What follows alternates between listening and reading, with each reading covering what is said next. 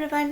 இன்னைக்கு நம்ம VIP to banker sessionல இங்கிலீஷ்ல என்ன பார்க்க போறோம் அப்படினா one word substitution ஓட practice questions பார்க்க போறோம்.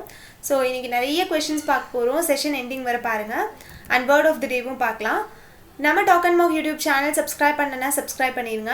இந்த வீடியோ உங்களுக்கு யூஸ்ஃபுல்லா இருந்தது பிடிச்சிருந்தது அப்படி நீங்க நினைச்சீங்கன்னா மறக்காம லைக் பண்ணுங்க, உங்க ஃப்ரெண்ட்ஸ்க்கு ஷேர் பண்ணுங்க. தென் நம்ம டாக் அண்ட் மாக் டெலிகிராம் குரூப்ல இதுவரை நீங்க ஆட் ஆகல அப்படினா ஆட் ஆகிக்கோங்க. 3 groups இருக்கு, discussion group, official group and quiz group. Then if you are interested, subscribe to Unacademy Plus. Top educators, top batches கொடுத்துட்டு இருக்காங்க. May 5th ல இருந்து நிறைய நியூ batches ஸ்டார்ட் ஆகுது, ரெஃபர் பண்ணிக்கோங்க. And Unacademy combat test பத்தி உங்களுக்கு எல்லாருக்குமே தெரிஞ்சிருக்கும். Every Sunday 10 AM நடக்குது. And subscription plan இதுதான். நம்ம நரேஷ் சரோட நரேஷ் 10 அப்படின்ற கோட் யூஸ் பண்ணீங்கன்னா உங்களுக்கு மேக்ஸிமம் டிஸ்கவுண்ட் கிடைக்கும். Then இன்னைக்கு நம்ம பார்க்க போற word of the day என்ன அப்படினா ambiguous. ambiguous அப்படின்றது நிறைய எக்ஸாம்ல நானே பார்த்திருக்கேன். அப்படினா என்னன்னா not clear and therefore capable of being understood in more than one way. அதாவது கிளியரா சொல்லாம இருப்பாங்க. கிளியரா சொல்லாம இருக்கறனால நமக்கு என்ன ஆயிடும் அப்படினா நிறைய விதமா அத புரிஞ்சுக்க தோணும். நிறைய மீனிங் சொல்ற மாதிரியே இருக்கும். ஓகேவா? அதுக்கு பேர் தான் ambiguous. and இந்த இமேஜ் பாத்தீங்கன்னா தெரியும். இந்த போர்டு எப்படி இருக்கு? இந்த பக்கம் இண்டிகேட் பண்ணிருக்க. பட் அதுல கொடுத்திருக்க இமேஜ் எப்படி இருக்கு? இந்த சைடு வந்துட்டு இண்டிகேட் பண்ணிருக்க. சோ இந்த போர்டு மட்டும் பார்க்கறவங்க இந்த சைடு போணும் அப்படினு புரிஞ்சுப்பாங்க. and இந்த ஃபிங்கர்ஸ் மட்டும் பார்க்கறவங்க இந்த சைடு போணும்னு புரிஞ்சுப்பாங்க. ரெண்டத்தையும் சேர்த்து பார்க்கறவங்க கன்ஃபியூஸ் ஆயிடுவாங்க. So not clear. இது ஒரு கிளியரான ஒரு பிக்சர் கொடுக்கல. சோ எக்ஸாம்பிள் பார்க்கலாம். her songs are intentionally ambiguous அப்படினு சொல்லிருக்காங்க. சோ இந்த இடத்துல என்ன மீனிங் உங்க எல்லாருக்குமே புரிஞ்சிருக்கும். நிறைய பாட்டு வந்துட்டு இந்த டபுள் மீனிங் சாங்ஸ் எல்லாம் இருக்குல்ல, நிறைய பேருக்கு புரியாது. லைக் நம்ம கமல் சார் பேசுறதெல்லாம் நிறைய பேருக்கு புரியாது. நிறைய டபுள் மீனிங்ல இருக்கும். சோ நிறைய சாங்ஸும் வந்துட்டு இன்டென்ஷனலாவே ஒரு சில சாங்ஸ் எல்லாம் டபுள் மீனிங்ல வச்சிருப்பாங்க. சோ அதை தான் இங்க மீன் பண்றாங்க. So ambiguous means not clear. Okay, நம்ம செஷனுக்குள்ள போயிடலாம். First question. இப்போ நம்ம பார்த்தோம் அப்படினா ஒன் வேர்ட் சப்ஸ்டிடியூஷன்ன்றது என்னது? இந்த மாதிரி group of words ஒரே சிங்கிள் வேர்ட்ல சொல்றது தான் ஒன் வேர்ட் சப்ஸ்டிடியூஷன். இப்போ நான் வந்துட்டு இந்த மாதிரி தான் கொடுத்திருக்கேன். எக்ஸாம்ல எப்படி கேட்பாங்க அப்படினா ஒரு சென்டென்ஸ்ல இடையில இந்த வேர்ட்ஸை மட்டும் போல்ட் பண்ணி கேட்பாங்க. நான் வந்துட்டு அந்த போல்ட் பண்ற அந்த வேர்ட்ஸை மட்டும் எடுத்துட்டு வந்திருக்கேன். ஓகே, பார்க்கலாம். things to be added at the end of a book etc. Okay, இது வந்துட்டு நிறைய பேருக்கு வந்துட்டு கெஸ் பண்ணியிருப்பீங்க. நிறைய பெரிய பெரிய புக்ஸில் லைப்ரரியில் இருக்க புக்ஸு அதிலலாம் பார்த்தோம் அப்படின்னா கடைசியாக வந்துட்டு ஆட் பண்ணியிருப்பாங்க. ஹெட்டிங் இது போட்டு கீழே நிறைய வேர்ட்ஸ் கொடுத்து நிறைய விஷயங்கள் கொடுத்து ஆட் பண்ணியிருப்பாங்க. அதுக்கு பேர் என்ன அப்படின்னா அடெண்டம். நிறைய பேர் தெரிஞ்சிருக்கும். தெரிலன்னா தெரிஞ்சுக்கோங்க, நோ ப்ராப்ளம். அடெண்டம். ஓகே, நெக்ஸ்ட் பார்க்கலாம். the word formed from initial letters of a name. ஒரு பெரிய நேம் இருக்கு. அந்த நேம்ல இருக்கிற இனிஷியல் லெட்டர்ஸ் எல்லாத்தையும் எடுத்து ஒரு வேர்டா ஃபார்ம் பண்றாங்க. அதுக்கு பேர் என்ன?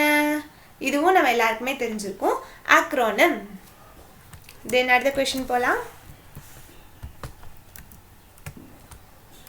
the act of forestation by planting many trees. இதுவும் நம்ம எல்லாருக்குமே தெரிஞ்சிருக்கும். சின்ன வயசுல இருந்து படிச்சிட்டு இருக்கோம். afforestation.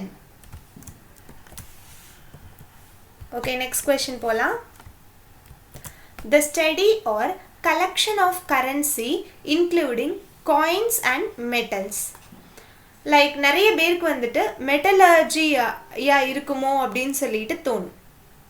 மெட்டலர்ஜி கிடையாது. ஏன் அப்படின்னா மெட்டலர்ஜி அப்படின்றது மெட்டல்ஸை பற்றி படிக்கிறது தான் மெட்டலர்ஜி அப்படின்னு சொல்லுவோம். இவங்க என்ன கொடுத்துருக்காங்க? Collection and study, coins, currency, metal. Collection of currency, study of currency, including தான் அந்த காயின்ஸ் அண்ட் மெட்டல்ஸ். ஓகேவா? அதாவது ஆதி காலத்திலேருந்து இப்போ வர வந்துட்டு கரன்சி எப்படி இருக்கும் அப்படின்னா மெட்டல்ஸ் நிறைய வேற வேற மெட்டல்ஸ் எல்லாம் use பண்ணியிருப்பாங்கல்ல.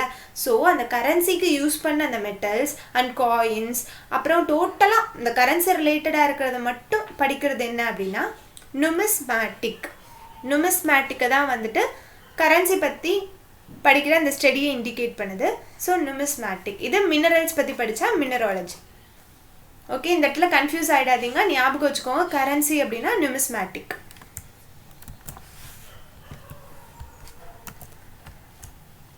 Then a cure for all disease.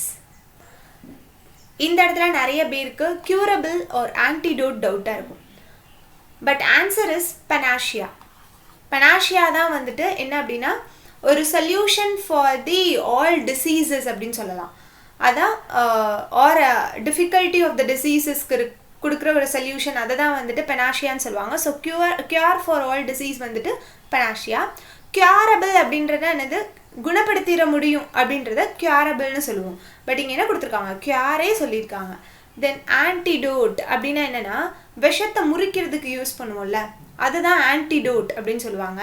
But இங்கே கொடுத்துருக்குது cure for all disease, that is panacea. Curable அப்படின்றது எபிலிட்டியை இண்டிகேட் பண்ணுறது, ஸோ அது கிடையாது. ஓகே, அடுத்து திஸ் டிசீஸ் இஸ் கியூரபிள் தான், பயப்படாதீங்க அந்த மாதிரிலாம் சொல்லுவோம்ல, அதான். ஓகே, அடுத்த கொஷின் பாருங்கள். The literature dealing with the lives of saints. So செயின்ஸுன்னு ஒன்னே சரி ஆதி காலத்தில் இருக்கவங்க இப்போ ஹிஸ்டாலஜியாக இருக்குமோ அப்படின்னு நிறைய பேருக்கு டவுட் வரும். Not histology, ஹஜியாலஜி.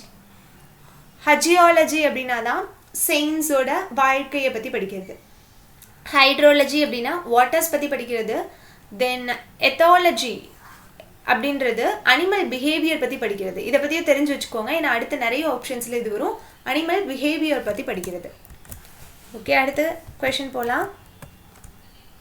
The word can be used to refer cause to death. Cause to death என்னவா இருக்கலாம், நிறைய பேருக்கு பேண்டமிக்காக இருக்குமோ அப்படின்னு தோணும். பெனாஷியா இல்லைன்னு முடிவு பண்ணியிருப்பீங்க, ஏன்னா இப்போ தான் பார்த்தோம் அது சொல்யூஷன் ஃபார் த டிசீசஸ் அப்படின்னு சொல்லிட்டு. இன்ஃபெக்ஷியஸ் அப்படின்னா என்னது, இன்ஃபெக்ஷன் ஆகக்கூடிய ஒன்று. ஸோ அது மூலியமாக டெத் ஆகும் அப்படிலாம் நம்ம சொல்ல மாட்டோம். தென் பேண்டமிக் அப்படின்றது வேர்ல்ட் லெவலில் குளோபல் லெவலில் வந்துட்டு ஒரு எஃபெக்டை ஒரு உழுக்கிருச்சு அப்படிலாம் சொல்லுவாங்க. ஸோ அந்த மாதிரி எல்லாத்தையுமே வந்துட்டு ஒரு பாடுபடுத்திடுச்சு அப்படின்னா அதை வந்துட்டு நம்ம பேண்டமிக் அப்படின்னு இண்டிகேட் பண்ணுவோம். அது டெத்தாக தான் வந்துட்டு காஸ் பண்ணும் அப்படிலாம் கிடையாது. எக்கனாமிக்கல் லெவலில் ஏதோ ஒன்று ஒரு அடி கொடுக்குது, அதுதான் பேண்டமிக். ஓகே, ஸோ இந்த இடத்துல fatal, for example fatal disease அப்படின்லாம் சொல்லுவோம்ல, டெத்லி டிசீஸ், ஃபேட்டல் டிசீஸ், சாவு தரக்கூடிய ஒரு டிசீஸ் அப்படின்னு சொல்லுவோம்ல, ஸோ ஃபேட்டல். ஓகே, அடுத்த கொஷின் பார்க்கலாம். Succession of rulers belonging to one family. History பற்றி படித்தவங்களுக்கு இதுக்கு ஈஸியாக ஆன்சர் தெரிஞ்சிருக்கும், which is dynasty. Dynasties of Asian kings, அந்த மாதிரி டைனஸ்டி அப்படின்னு சொல்லிட்டு ஒரு தனி சாப்டரே ஹிஸ்ட்ரியில் படிப்பாங்க. லைக் இந்த ஃபேமிலியில் இவங்கெல்லாம் அடுத்தடுத்து ஆண்டாங்க அந்த மாதிரி சொல்லி தனியாக கொடுத்துருப்பாங்க. எஸ்எஸ்சி படிக்கிறவங்களுக்குலாம் இது கிளியராக தெரிஞ்சிருக்கும். இதுக்கு ஆன்சர் டக்குன்னு அவங்க சொல்லியிருப்பாங்க, டைனஸ்டி. ஓகே, அடுத்த கொஷின் போகலாம். A state of person who is asked to choose one of the two in favorable things. அதாவது ரெண்டுமே உங்கள் கையில் கொடுத்துட்டாங்க, ரெண்டுமே உங்களுக்கு பிடிச்சதாக இருக்குது, ரெண்டு பிடிச்ச பொருள் கொடுத்து இதில் ஒன்று தான் சூஸ் பண்ணணும் அப்படின்னு சொல்கிறாங்க. அந்த ஸ்டேட்டுக்கு பேர் என்ன அப்படின்னு கேட்குறாங்க. இது எல்லாருக்குமே தெரிஞ்சிருக்கும் நமக்கு, டைலமா. இதுவா அதுவான்னு ஒரு ஆசிலேஷனில் இருக்கும் அப்படிலாம் சொல்லுவோம்ல, இதை சூஸ் பண்ணுறதா அதை சூஸ் பண்ணுறதான்னு சொல்லிட்டு எனக்கு டைலமாவாக இருக்குது அப்படி சொல்லுவோம்ல, ஸோ டைலமா. நிறைய பேருக்கு இதுவும் தெரிஞ்சிருக்கும். அண்ட் லாஸ்ட் கொஷின் பார்க்கலாம். The right of self esteem government. இதுவும் நிறைய பேர் கெஸ் பண்ணிடலாம். செல்ஃப் எஸ்டீம் அப்படின்னா என்னது, அட்டானமஸ் பாடி அப்படின்னு சொல்லுவோம்ல, ஸோ அட்டானமி. ஃபோபியா அப்படின்னா ஃபியரு, ஸோ இது வர சான்ஸ் இல்லை. ஸோ அட்டானமஸ் பாடி, அட்டானமஸ் கவர்மெண்ட், எதையும் டிபெண்ட் பண்ணாமல் தனி ரூல்ஸ் அந்த மாதிரி போட்டுக்கிறது, செல்ஃப் எஸ்டீமாக இருக்கிறது. ஓகே, தென் ப்ராக்டிஸ் கொஷின் பார்க்கலாம். இதான் இன்றைக்கி உங்களுக்கான ப்ராக்டிஸ் கொஷின். ஸ்க்ரீன்ஷாட் எடுத்து வச்சுக்கோங்க, ஒரு நோட் பண்ணி வச்சுக்கோங்க. கமெண்ட்டில் இதுக்கான ஆன்சர் டிஸ்கஸ் பண்ணலாம். அண்ட் உங்களோட சஜஷன்ஸை கமெண்ட்டில் மென்ஷன் பண்ணுங்கள். தேங்க்ஸ் ஃபார் வாட்சிங்.